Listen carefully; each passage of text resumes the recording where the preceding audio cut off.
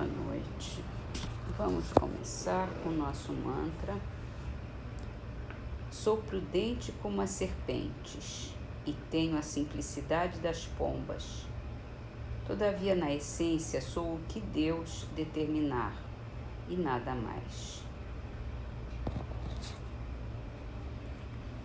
Lindo mantra do livro Mantras de Vida de Loester, psicografado por João Nunes Maia.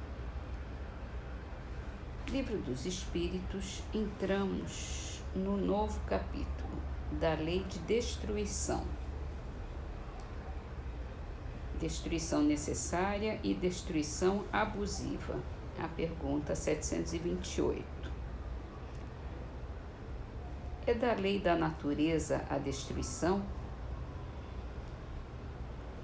É preciso que tudo se destrua para renascer e se regenerar, porque o que se chama destruição não passa de uma transformação que tem por fim a renovação e melhoria dos seres vivos. E Kardec faz um adendo à pergunta. O instinto de destruição teria sido dado aos seres vivos por desígnios providenciais? As criaturas são instrumentos de que Deus se serve para chegar aos fins que objetiva.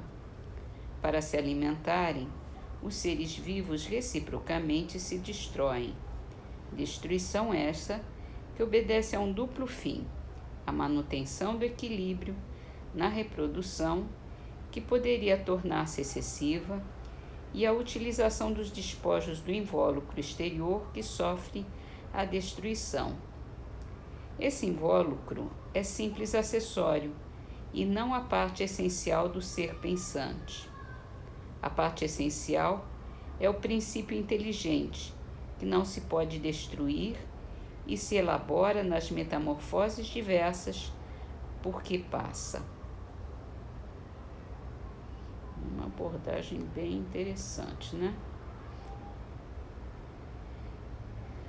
Então, vamos terminar o capítulo de Obras Póstumas, os desertores.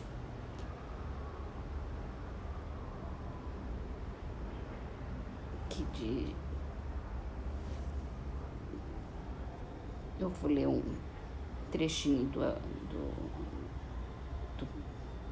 anterior para dar continuidade. Quanto às rivalidades, as tentativas que façam por nos suplantarem, temos um meio infalível de não temê-las. Trabalhamos para compreender, por enriquecer a nossa inteligência e o nosso coração. Lutamos com os outros, mas lutamos com caridade e abnegação. O amor do próximo, inscrito em nosso estandarte, é a nossa divisa. A pesquisa da verdade, venha de onde vier, o nosso único objetivo. Com tais sentimentos, enfrentamos a zombaria dos nossos adversários e as tentativas dos nossos competidores. Se nos enganarmos, não teremos o tolo amor próprio que nos leve a obstinar-nos em ideias falsas. Há, porém, princípios acerca dos quais podemos todos estar seguros de não nos enganarmos nunca. O amor do bem, a abnegação, a proscrição de todo sentimento de inveja e de ciúme.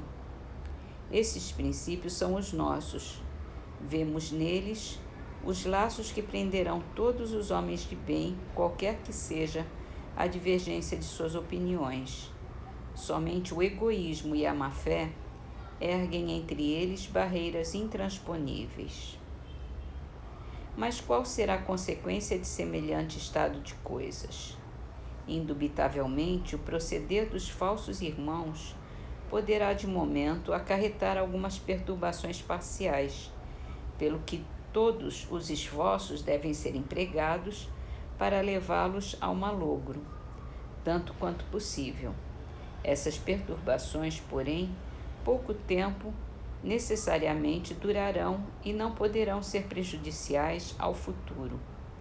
Primeiro, porque são simples manobras de oposição, fadadas a cair pela força mesma das coisas.